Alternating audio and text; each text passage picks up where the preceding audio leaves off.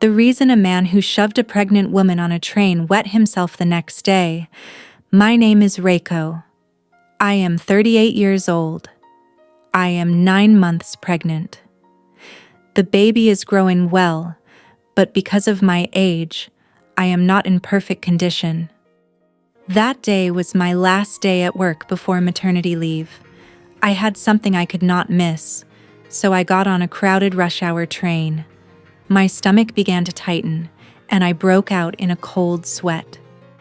Luckily, a priority seat opened up, and I sat down, out of breath. Just as I sighed in relief, a rough voice came from above me. "Hey, move." I looked up and saw a man in his late 20s, wearing a sharp suit. He glared at me while shaking his leg impatiently. Cheech. This is why housewives are the worst. Riding the train in the middle of the day. "Hey, you hear me?" I said, "Stand up." Surprised, I rubbed my stomach and replied, "I'm sorry. I'm pregnant and not feeling well. Please let me sit a little longer." "Huh? Don't get spoiled." He suddenly shouted and grabbed my arm hard. "Ouch! Get out of the way, you fat slob. You're just overweight. Your belly is in the way." He dragged me down by force. I stumbled and caught myself on the floor. My large belly almost hit the ground, and I desperately protected it. The passengers around us murmured, but the man showed no shame. He dropped heavily into the seat I had been using. Ugh, disgusting. My clothes are contaminated by fat germs. He brushed his suit with a handkerchief and took out his phone. "I have an important final interview at a major company tomorrow. Unlike losers like you with nothing to do, I need to stay in top condition." He spat the words with a proud smile and went back to his game. I was furious, but arguing back could put my baby at risk. I bit my lip and held back my tears. With shaking legs, I stood there, enduring the storm until it passed. My name is Kazuya. I am 28. Today is the final interview that could decide my life. I was a little irritated because of that unpleasant fat woman on the train yesterday, but one night of sleep cleared my head. Right now, I feel unstoppable. I check my suit in the company mirror. Perfect. I had top sales results at my previous job. My education is solid. This startup must be desperate for someone immediately useful like me. I imagine the executives praising me. Just thinking about it makes me smile. If I pass this interview, my salary will jump, and a winning life will be guaranteed. Kazuya-san, please come in. I answer HR's call and open the door with confidence. Excuse me. Several executives are in the room. In the center sits a woman who seems to have the final say, the president. I bow deeply and deliver my practiced self-promotion perfectly. Thank you very much for your valuable time today.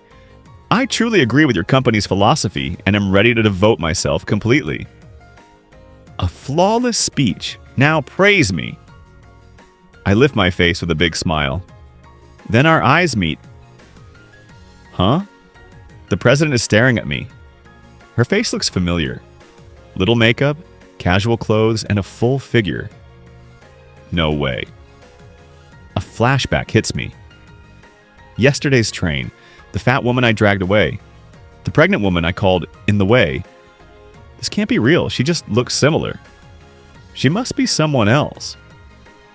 That woman was just a housewife, a low-level nobody. There's no way she could be the president of a company like this. But the moment I see her arm, my mind goes blank. Below her rolled-up sleeve is a dark bruise, clear as day, in the exact spot where I grabbed her yesterday. No.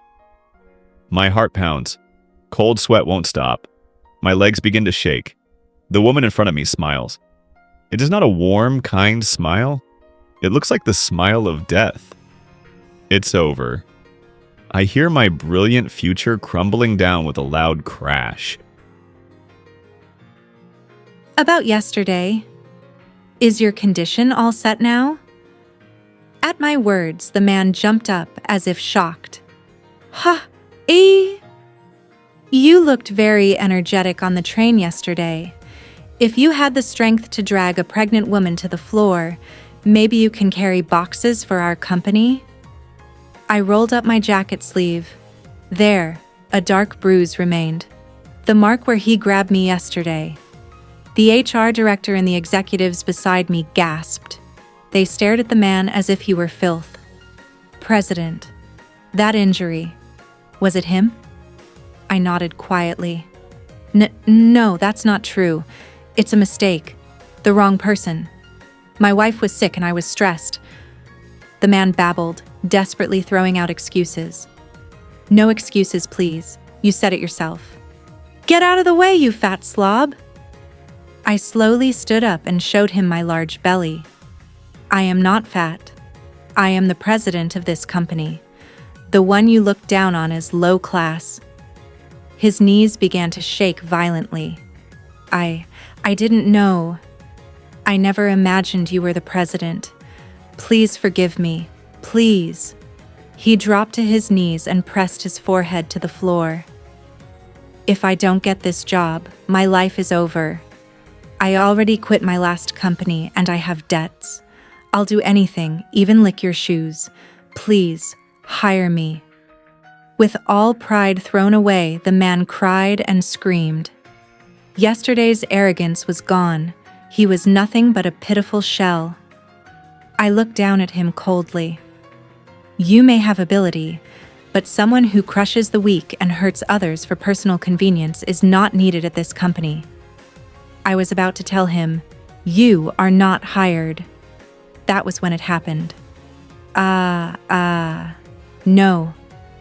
The man kneeling on the floor began to grow wet around his crotch. A strong smell of ammonia spread through the room.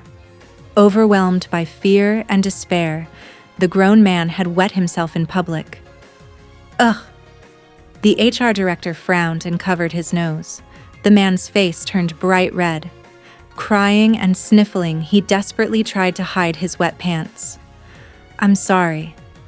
I'm so sorry. I gave him my final words. You said on the train that you had an important interview, didn't you?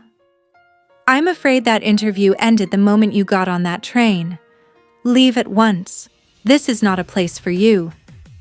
Security was called. The man was dragged out, still wearing his wet pants, held by both arms. No, let me go. My elite life is over.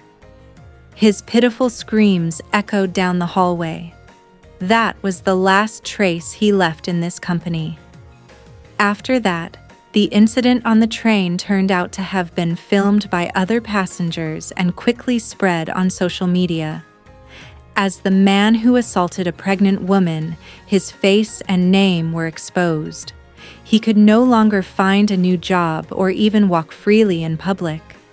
Chased by debt, he now survives on day labor, they say. A few months later, I safely gave birth to a healthy baby boy. All the employees came to celebrate. As I looked at my child in my arms, I made a promise in my heart. Grow up strong and kind. Never become a shameful adult who bullies the weak. Outside the window, a beautiful blue sky spread out once again,